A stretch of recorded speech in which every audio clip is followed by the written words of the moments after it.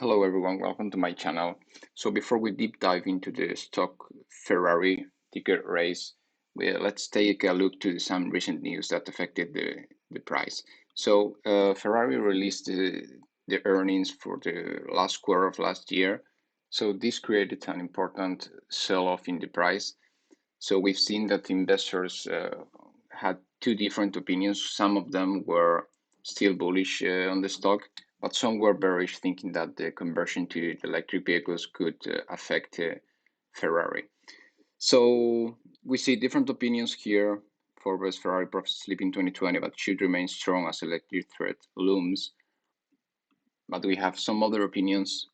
Here we can see during 5 years of share price growth, Ferrari achieved compound earnings per share growth of 11% per year.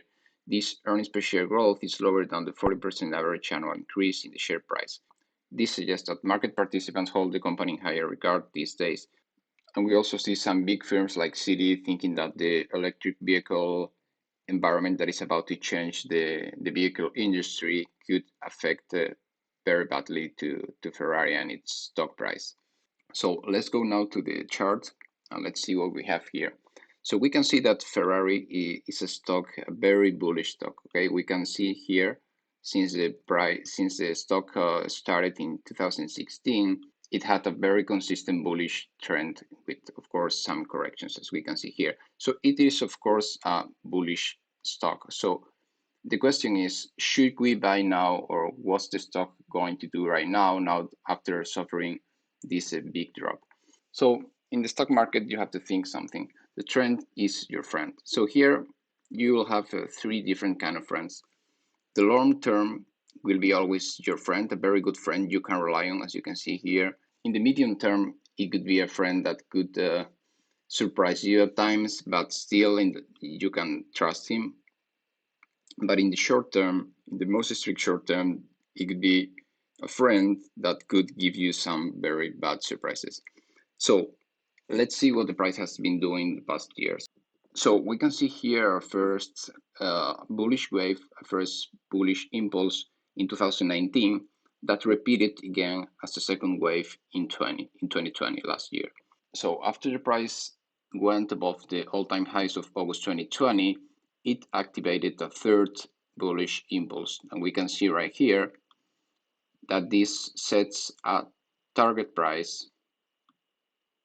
Right here, this sets a target price of $250. So this is a pattern that is currently activated. So the question is, we will see this soon, or we won't be seeing this until some months or maybe years. So this depends. So as long as the stock respects the minimums of November, right here in $175, we can still trust that this target price will be reached. So this target price won't be deactivated. This pattern won't be deactivated until the price doesn't go below 170, exactly $176. All right, so let's go now. This is a weekly chart. Let's go now to the daily chart. So after COVID-19 crisis, the price went below the 200 moving average. It struggled. It worked as an important resistance right here in May, but finally the price managed to move above the 200 moving average. So since then, we've seen that the 200 moving average has worked as a very important resistance level. So what do we have right now? So right now we have the price moving in the 200 moving average. Okay, we have the price right there. So big resistance here is the maximums of 20th of August, the maximums we were referring to before, the maximums that once the price moved above them, it activated a third bullish impulse.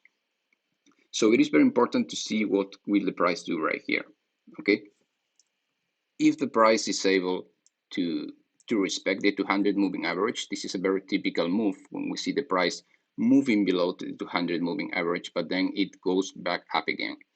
This is a very, very common move where we see stop losses blowing all over the air just to get people trapped and then move back up again. So there's one thing that is concerning here that could make us think that the 200 moving average won't work, and it's this right here.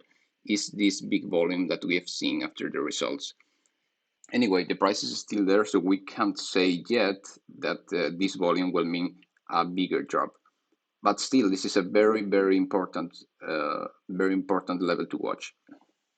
I could also mean that what we have here, this big structure here, could be even a shoulder head shoulder and activate a bearish pattern that could take the price even lower.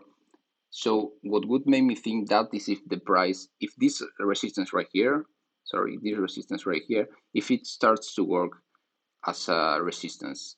So let's see now the Ferrari stock in Europe, okay? So this is what it's doing right now. We can see that it's struggling right there. So if it's able to overcome this resistance and to close above these levels, it could be a very positive sign. So let's see what the price does right there. But even if it loses this level right here, this area right here is still a good area to buy, okay? It could go all the way down to $180, close these gaps, and find another support right here. We've seen this has worked as an important support in the past, and this could also be the 50% Fibonacci retracement level. So let's not forget, again, I'm repeating this again, let's not forget we have here a bullish stock. So what do you do with bullish stocks? With bullish stocks, you buy in corrections, and if you're gonna sell, you sell after a bullish pattern is complete. Like for instance, right here, or if you see some signal that anticipates a bigger correction. So for instance, right here, this was at the beginning of the year, more or less. We've seen this right here, this candle, and followed by this big red candle is a very bearish signal. Apart from that, we have seen, this is the weekly chart, we've seen right here, look at this, this is the MACD indicator. We've seen the price moving up here, but the MACD is moving down. So this divergence here anticipates that there is a correction about to come. And also, again, these daily candles as well are very bearish signals. But still, that's not what we have right now. What we have right now is this right here. So let's watch the price. And again, let me just put here some indicators of what to do, okay, with the price right here. So let's say you want to buy 100 shares, but we don't know if the price is going to come back down to $190 or even to $180. So then what you should do is you buy 50 shares here, and then you buy another 50 shares right here. So if the price starts to move back up again, you're already winning. But if the price goes down, you will have a good average price right here after you bought the second half. And in the long term, the stock should be on your side, okay? Because the trend, again, is bullish. Okay, so thank you very much, guys. I hope you found this analysis useful, and please subscribe to the channel. That way you will help this channel grow, and we will be able to share more analysis with you. Thank you.